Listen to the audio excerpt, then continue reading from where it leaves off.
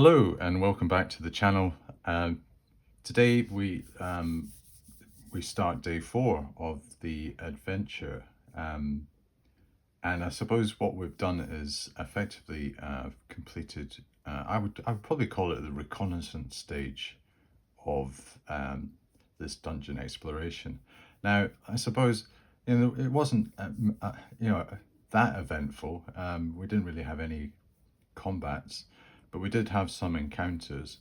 And I suppose the main purpose maybe of this stage of the game was really to just map out this the actual palace complex to an extent that we could ascertain, just the overall geography and the extent of it. Now, if we look at the actual kind of overall map, there is rooms for expansion, and we have the options of moving into zones from this jump off point, and also from the end of this corridor here. So I think what we want to do is maybe just continue with the progress of the characters. And I suppose they're at the Green Dragon Inn. They're off to bed. They say to each other, we'll be up very early, with the intention that we bash on. We continue with the momentum of the adventure. So day 4 arrives, the 4th of March 170. I can do it in the same format as this. I'll do day 4.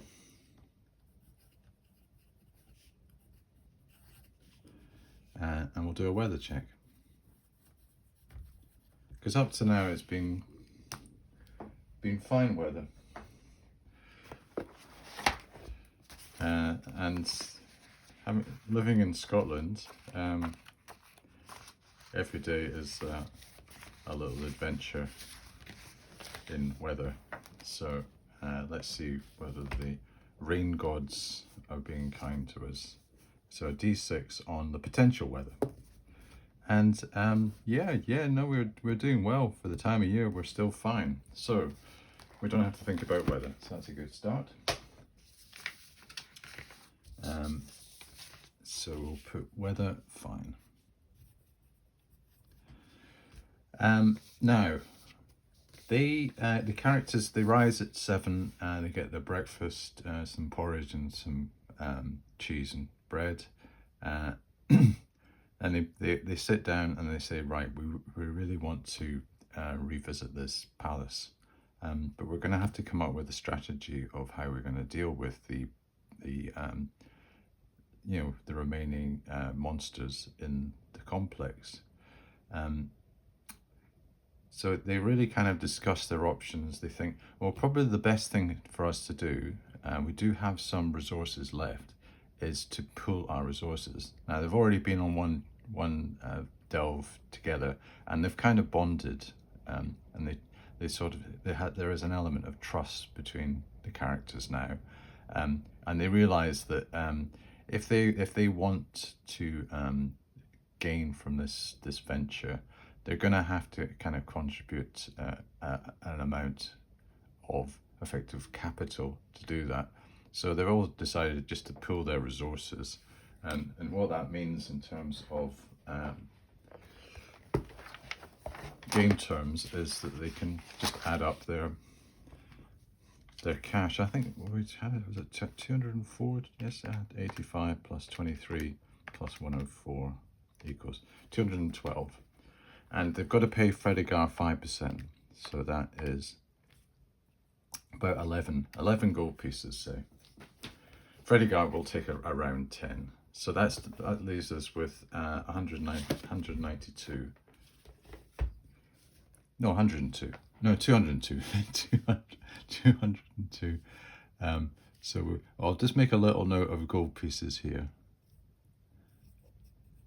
And we've got 202 because we are going to start using them today. And we've given Fredegar his 5% deposit. So Fredegar's happy. We get him to liberate some of our funds. We think, well, we're not really going to need that much Fredegar.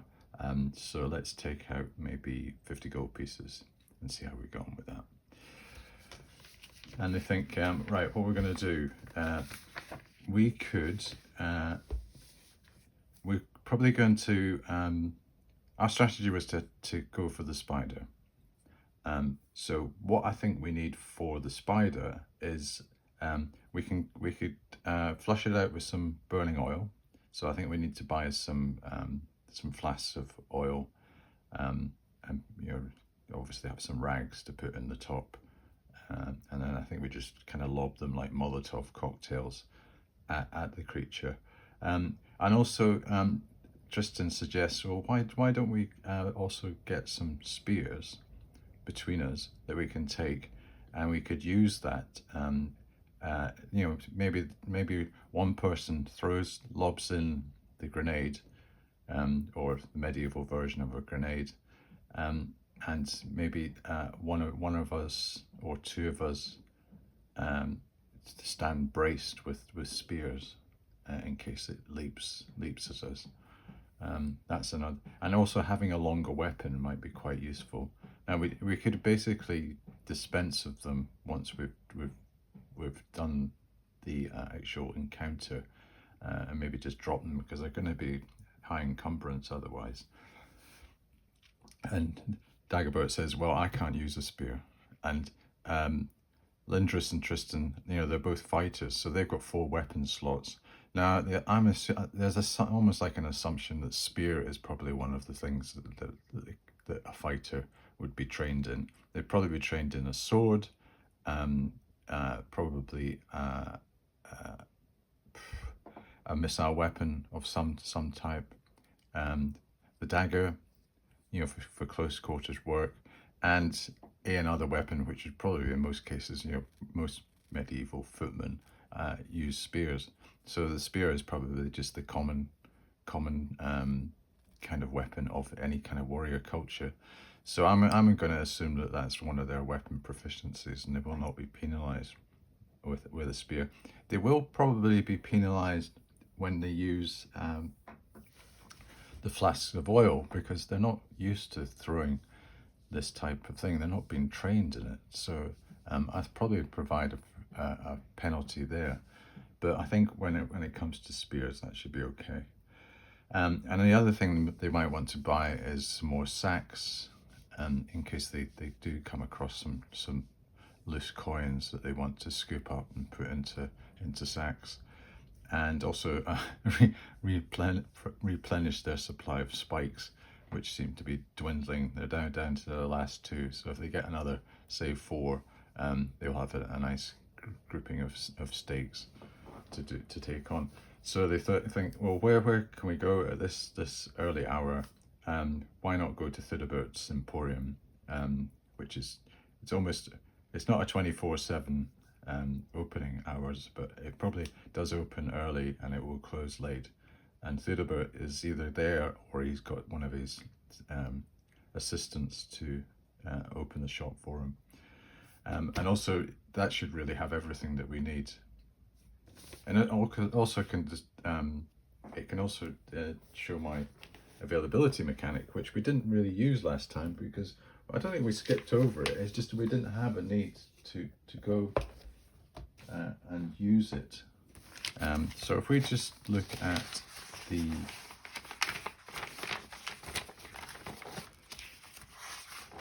plan of Marchton.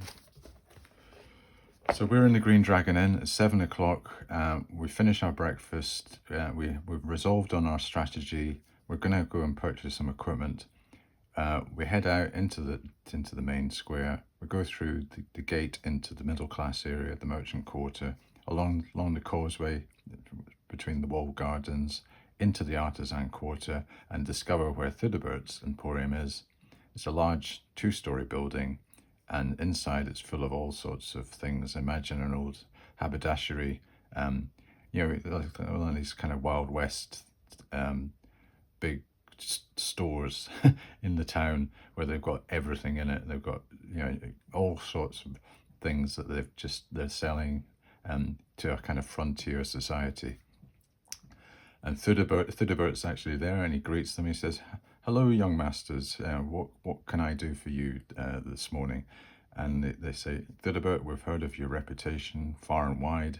Um, we want to get to purchase primarily, we want to purchase some flasks of oil. And he says, of course, yes, we've got that to hand. We could do with a couple of spears if you have them. Of course, yes, spears, and it's a common weapon that's used around here. And what else would you like? Stakes, yes, of course. And we've got them. And last thing, what was on the list? I've forgotten. We're going. I have to check my sacks.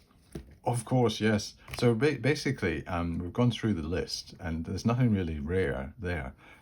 Say the oil, the flasks of oil, was a scarce commodity. The way that the availability mechanic works is that let's just get this out. Say this is basically how if we're going to purchase something, there's this section that I've drafted up called availability of services and equipment. And so when you search out services or resources, to establish whether a service is available, use the resources services availability table. Now, I've described that previously, where I've taken that from this world generation system book. And it's per population block of 500 inhabitants. You can establish whether a service exists. So we've already discovered that there are traders and there's armor and there's a few other like blacksmiths and whatever. So we don't really need to do that step just now because it's already been done. And then this will be placed within the appropriate area in the settlement map, which has been the artisan quarter in Marchton. So, but when trying to purchase equipment or services, once the existence of the business is determined, you need to achieve the availability score. Also check if the business hasn't been generated, as there may still be retailers stocking this equipment. So there's always a fallback. That tends to be like the general trader kind of general store concept. If you fail the availability, either the item of equipment is not stocked or it is more expensive than the player handbook cost. If the modified availability roll is more than double, the item cannot be procured, and up to double, it will be 1 to 2 plus 50%, 3 to 4 double, and 5 to 6 3 times the listed price. So it's not to say that it's if we fail the availability roll, it's not unavailable. It just might be much more expensive. No need to check for common items such as provisions, clothing, or adventuring equipment, especially if in larger settlements. Well, we're not in a larger settlement. So this is how the mechanic would work. You take the settlement type, you judge what the settlement's wealth is, and then you view what the nature of the item service that you're after. And you make a judgment whether it's common, uncommon, rare, service not present, and then any pertinent factors. So let's just go through as if we were going for oil and what we'd have to do. So we start with the village, we start with 25%. So I'll get my little post-it note. So base availability and settlement, 25%. Okay. Settlement wealth, now we've established that it's very poor, so we have a minus 15. Minus 15. So we're now down to 10%, which would be on most instances very, very bad news. And then the nature of the item service. And I would say that it's probably a common and likely to be available. So we have plus 10 to 60% 1d6. You can have uncommon, which are a specialized service or a specialized service. It's not just equipment, it's services as well. Rare, which is highly specialized. And then the service not present per the resources service availability table. So that's where we've already established whether the business is available. So say, remember, we say an alchemist, and we've determined that there's no alchemist, but we're after some sort of alchemist stock. We apply this penalty because we might be able to get it from, say, Thudebert's Emporium, that type of thing. And then any pertinent factors. Now I've put down here retinue, garrison present, and we've got a retinue, garrison present. So I would say that for oil, we have, it's common. So we add 1d6 times 10%. We add 30%. And we have a pertinent factor, retinue, garrison present, plus 1d3. So we'll add that, and we add 20%. So you see how that builds up? That's the pertinent. We've got 10 plus 30, that's 40, plus 20, that's 60. So we would roll 60% for that. So let's just roll 60%, see whether the oil is available. It is. But say it hadn't been available. If they fail the availability, either the item of equipment is not stocked or it is more expensive than the player handbook costs. If the modified availability roll is more than double the item cannot be procured, and up to double it will be. So if it is double, so say it was the availability was 30% and we'd rolled 70, that's more than double. So the actual item is not available at all, even if you paid over the odds. But if you say rolled 50% against the 30% availability, you could roll this dice, 1d20, 1d6, and say we rolled 2, you add 50% on to the player handbook cost. So it goes up by 50%, but it's still available. So you see how that mechanic works. And that can just cover everything. The only bit of judgment you really have to make is on the nature of the item, service, and some of these are pretty straightforward, or pertinent factors, retinue, the garrison, and anything else. You know, it might be the fact that you know, it's under siege or something like that. You know, that's a pretty pertinent factor. Okay, I just wanted to illustrate that. So what I think we can do is, we've done the availability check, but we've assumed that everything is available.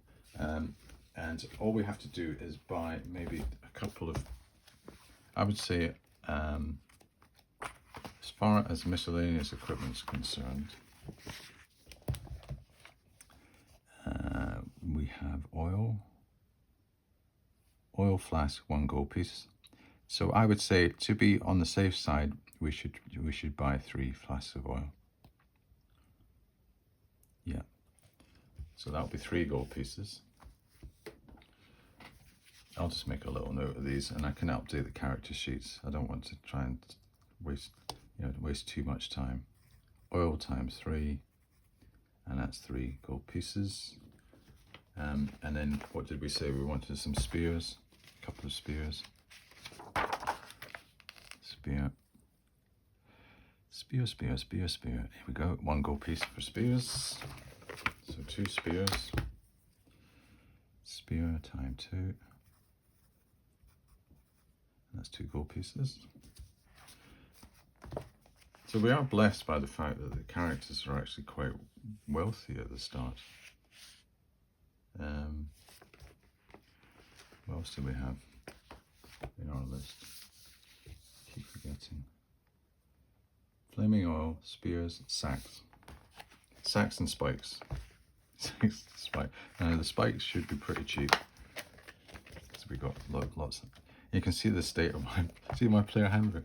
I've got this all glued together and it's actually coming apart again. So I'm going to have to do some remedial action on it after this video. I'm thinking of maybe just going on eBay and getting myself some brand new, not brand, maybe it's like a good second-hand copy. And I think, you know, just as an aside, this player's handbook, there's been a few comments that say, oh, I didn't know that they did a paperback version. And I believe that this is, I think Games Workshop were licensed in the UK to do the books for TSR, and they did what was effectively a paperback. Because if you take a note of, say you go to like the fighters table here, now I bet in your copy these are highlighted with like, you know, that dark grey and then white and then dark grey. You know, I don't have that in my copy at all. You know, there are a few subtle differences. And obviously I've taken out, a long time ago, I've taken out the appendixes at the back, where yes, here we go, you can see the remainder of the sheets. You know, they've come out, and all the things that you could do. And in fact, we should go through the list of these, all the ones I've done. Done, done, done, done, done, done, done. I don't know. Well, I can't remember the Search of Unknown. I'm sure I did it way back at the start. That's supposed to be one of the introductory ones, isn't it? But yeah, I'm just digressing now. Let me get back to stakes. Stakes are spikes. Are they spikes? Yeah, I called it. Yeah, spikes. They're only a couple bits. We'll get 4 of them, and we'll get some large sacks, I think. Sack. Where's sack large? Yeah, they're only 16. So let's get a couple of large sacks. So large sack times 2, and we'll get Tristan to carry these because he's got the ability to do that. It's not going to affect his. You know, that's almost negligible. And 4 spikes times 4. Okay, so that's us tooled up. We say thanks to the boat, pleasure doing business. It really only cost us about 5 gold pieces. But as I say, I'm not going to kind of divert ourselves into that type of thing just now. The basic, the sordid economics of it, or the bookkeeping, you know. Now, this, I think I'm going to take this juncture to address not an elephant in the room, but there's something that's been nagging me. And now what I want to do with this channel is that I want to try and I know I explained it. I don't want it to be like a tutorial thing and me explaining how rules work, but I do like to illustrate how rules work. But it does pain me when I find out that I've done something wrong, and I think I want to admit every time I do something wrong. I do want to reach a stage where I have almost like a black belt in Advanced Dungeons and Dragons, because I think the secret of a good solo role player's success is having comprehensive knowledge of the rules. Because if you know all the rules for all the different occasions, that's something you just don't have to worry about. You're not thinking, I wonder how the rule would apply there, or what is the rule? Oh, I'm going to have to refer to that. If you just know and you have innate knowledge of it, you can focus all your time on the interpretation for the role playing. So like, say the interaction mechanic, you know, if I know exactly how that works, I just set it up, do the die rolls, and then I can ponder to my heart's content over, I wonder what the characters thought there, or that negotiation, how did that go? And was there was the right inflection when they were talking common to the person, that type of stuff. And I'm not worrying about, what do I add 10% on here, and I forgot to put on that personality factor. You see what I mean? So, harking back to my admission, when I was looking through the encumbrance side, and I went to Player's Handbook. Now it's not a cardinal offence. I don't think it's going to be executed for it, but I have noticed it now, so I have a rationale that I'm going to present. I'm going to present my case. Encumbrance.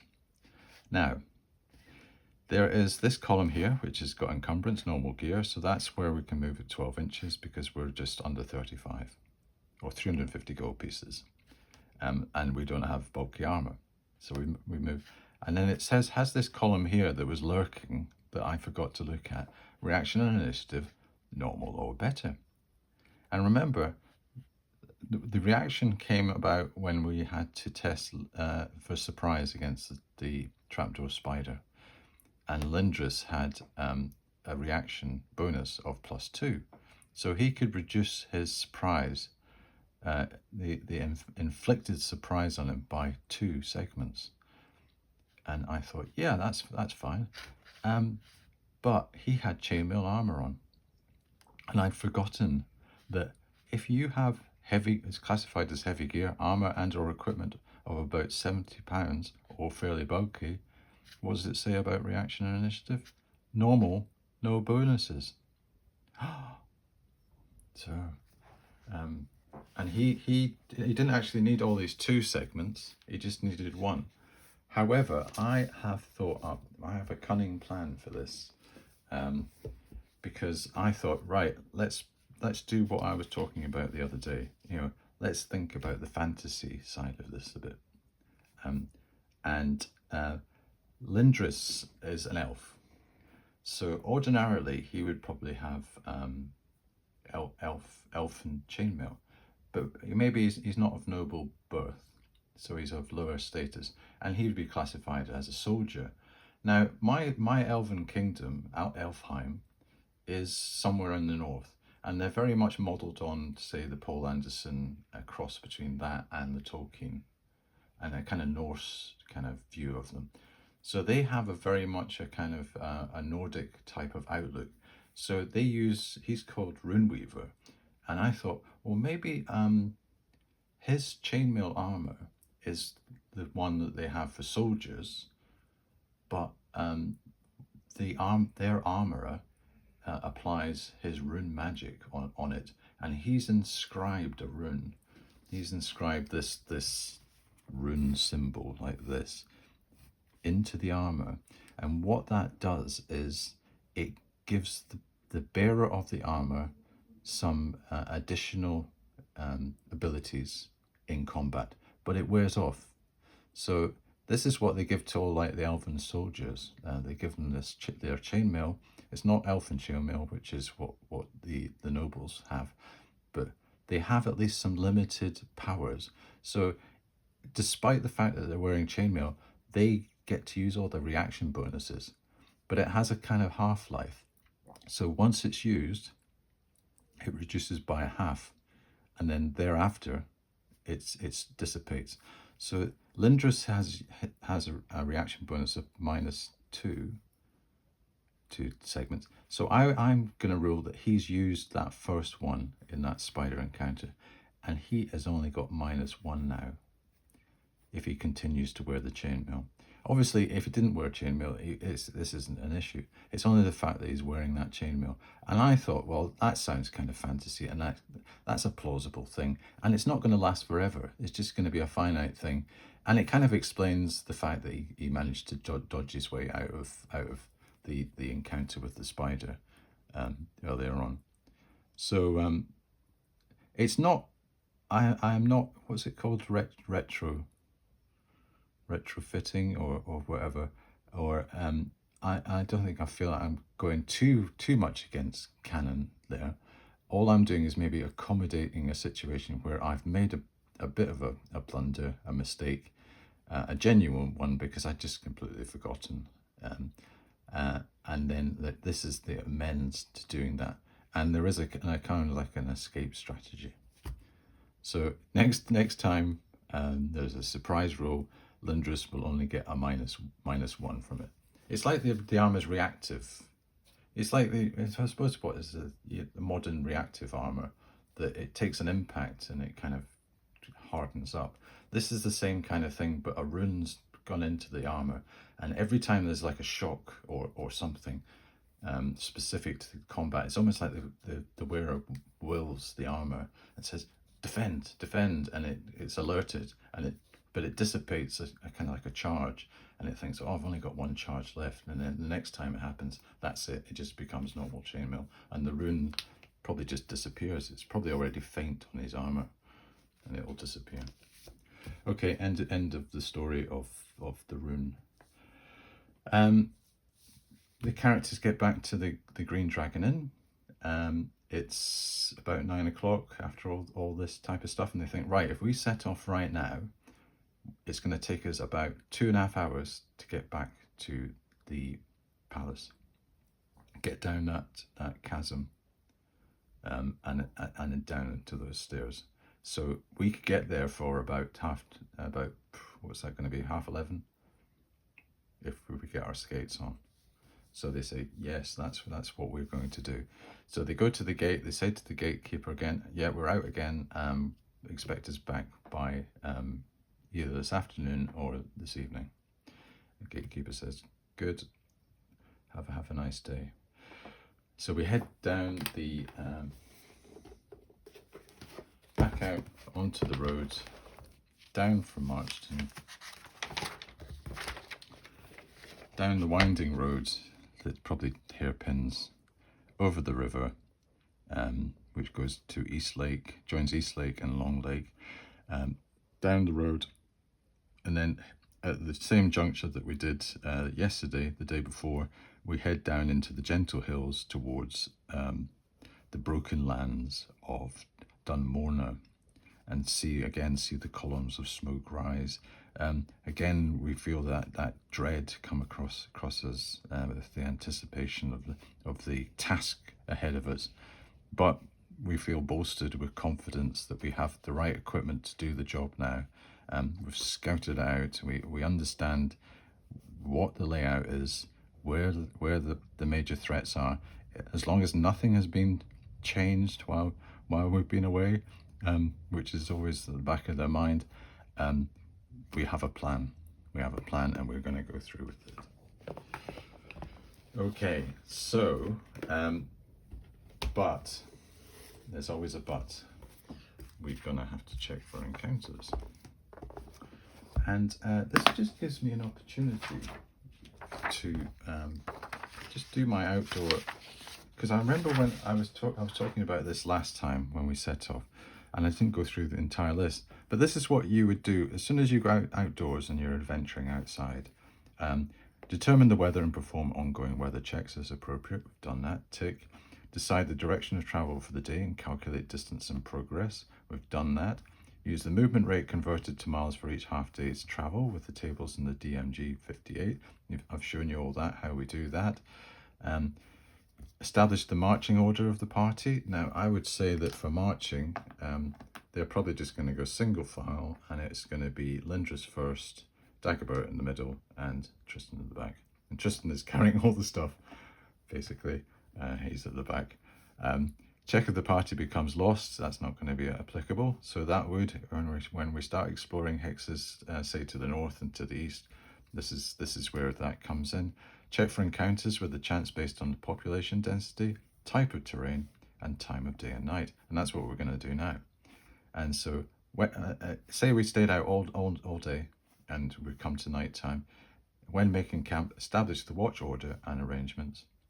And this is a general rule. Exploring and mapping a sub-hex takes 1 full day.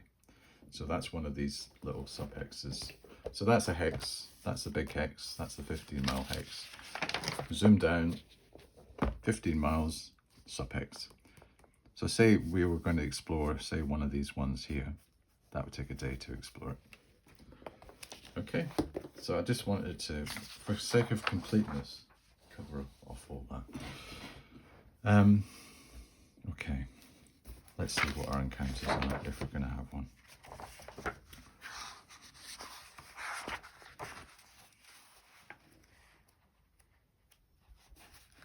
I've just got to find the bits. Okay, so we are in a hill general hex, and it is now, what did I say? We are going to, we go from Marchton to rough hex, and last time it was circa 5 miles, and that took 2 hours.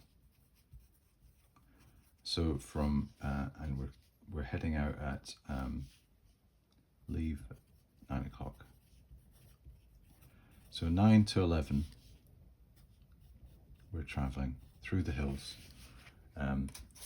So if we were going to do an encounter hills, we would check at noon. That'd be our first check.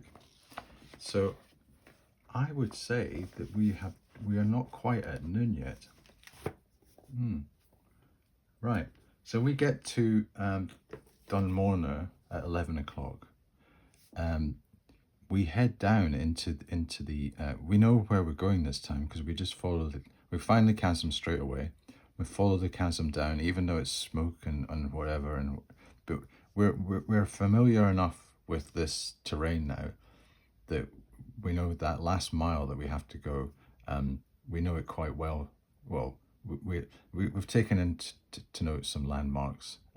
Lindris is very good with his eyes and stuff, can see things a bit through the mist, and all the smoke. And we locate the place where we tied our rope, and we get our little our little diagram out with the rope, and we decide, now this rope thing was a bit of a palaver last time, and we had to keep on tying it up.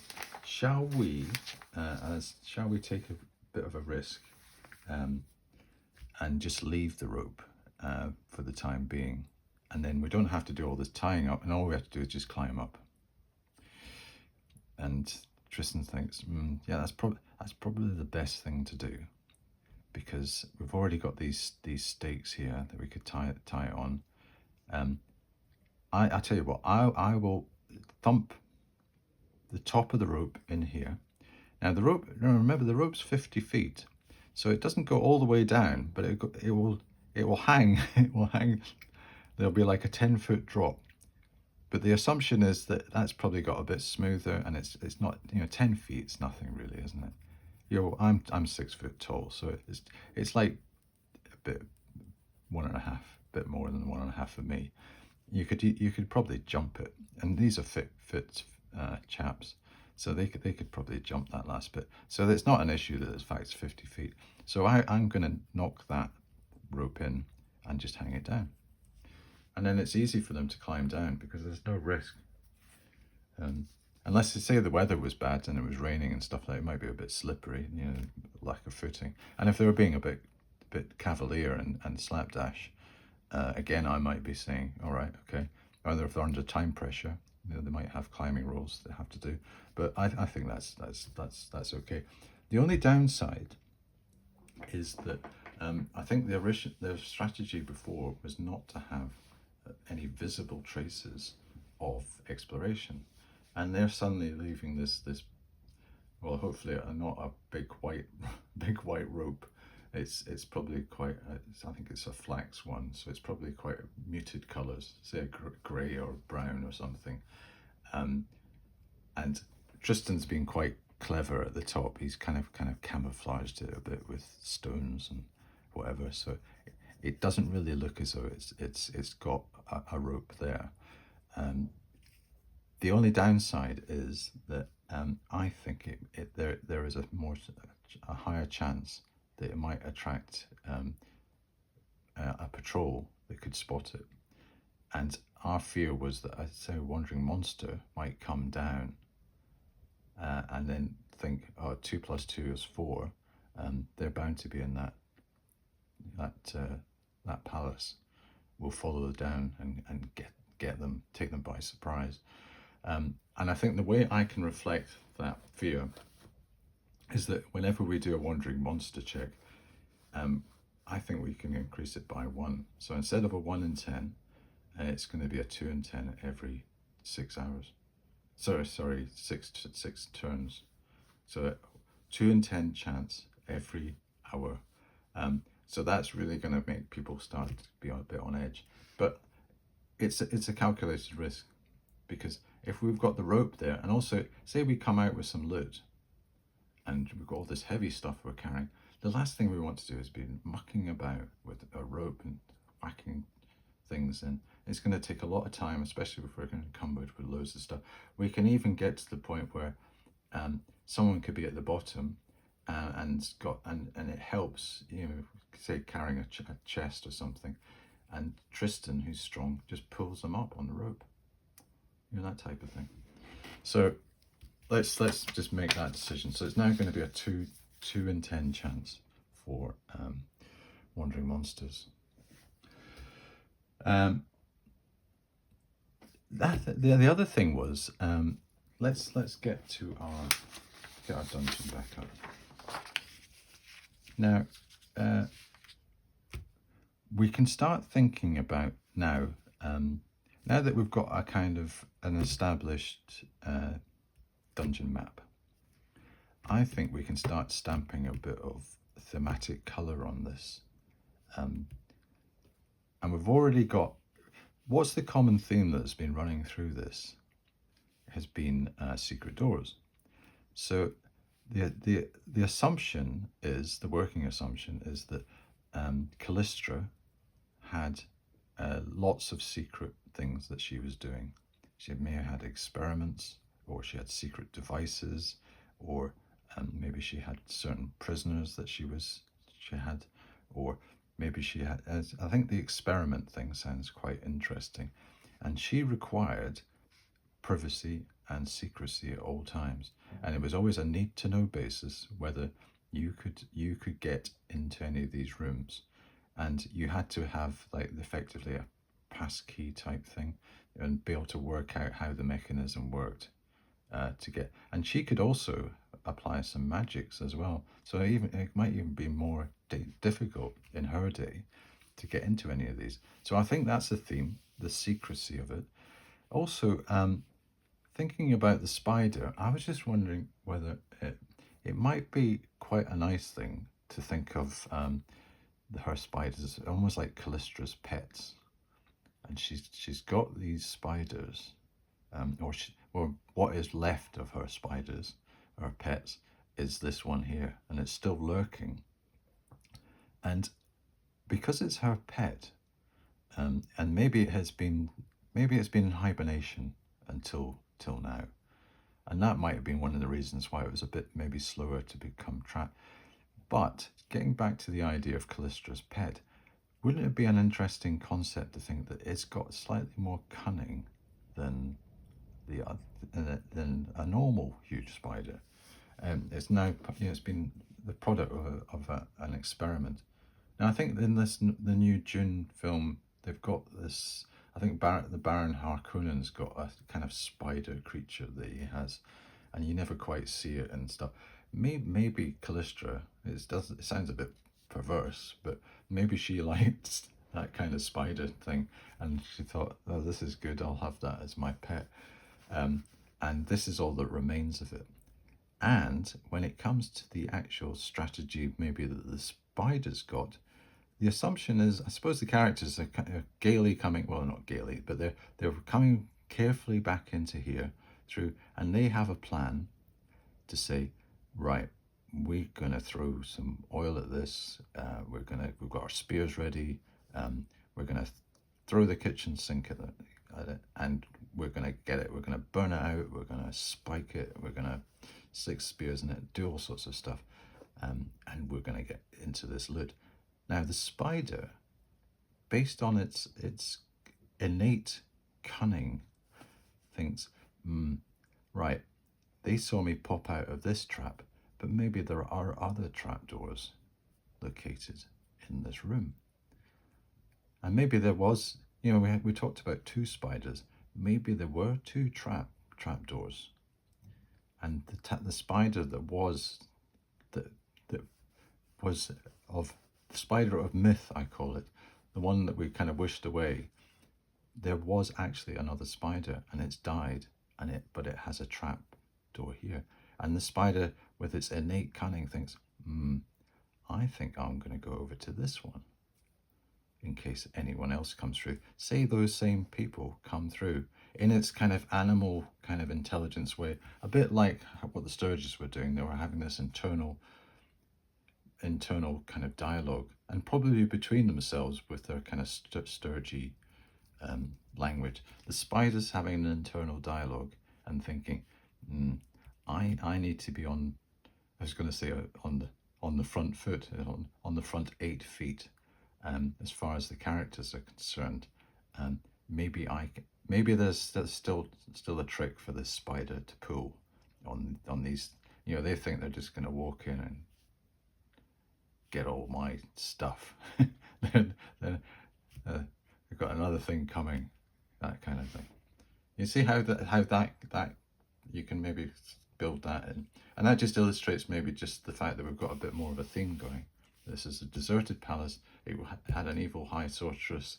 She's maybe done a lot of experiments in her time. There's a need for secrecy. She has some pets, so maybe the Sturges have something to do with that. Who knows? But things are happening in this.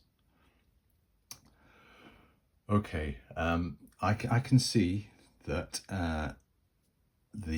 we're almost getting to the point where I don't think I'm going to have the time to maybe do the encounter, but I just want to have the characters maybe talk through what they want to do and some of the options. So let's say the characters come back down the stairs. They get into the room that they're familiar with. They go through this secret door which has been left open, and they camp themselves in this empty room here, with the idea this was the secret door that they slammed shut with the hold portal spell. And by the way, the spell that Lindris has memorized is hold portal again, just in case they need that. And again, Dagobert's got Cure Light Wounds as his, just for sake of completeness. They start to prepare their equipment. So they get their 3 flasks of oil out, they get their spears lined up, and they think, well, how are we going to deal with this? But keep nice and quiet, because we don't want to create any noise. So maybe they're doing this over here out of, I was going to say earshot, but just out of any sense of the spider. I think I'll just leave that there, and then we at the start of the next one we can get straight into. It's almost like the opening of a film. You get all the action, like a big action scene at the start, like a James Bond film where he does something amazing, and it goes, and then it goes into like the credit, the opening theme tune. We might have that sort of situation for this one, and if I do have time today, I think I'll do it. But I've maybe got a few other bits and bobs to do. But let's leave it like that. The one other thing I've decided to make a ruling of, and you remember, this was the standard happening in our. Whenever we look for exits, we always got our 0 asterisk check once per 10 feet for secret doors, and I've always said there must be a secret door. Now I've reflected on that, and I think, well, actually there could be rooms with 0 exits. There doesn't have to be, you know, it has got 0 there. If I don't find any secret doors, there's just not going to be any exits. And I think I was only a bit desperate on the first one, or maybe this one here, because we didn't have too many options.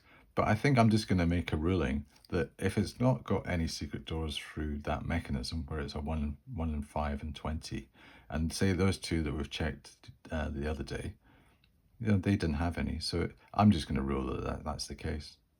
So the only one that they would have is that one where we didn't check.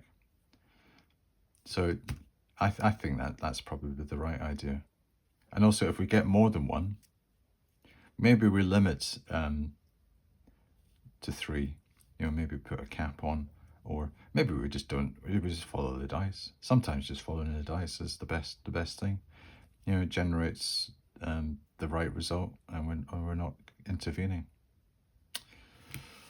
Okay. Well, I'm feeling slightly disappointed that we didn't really get into the action, but we've got the kind of setup ready, and we're all kind of almost primed and ready to go. The characters are feeling the adrenaline start to pump.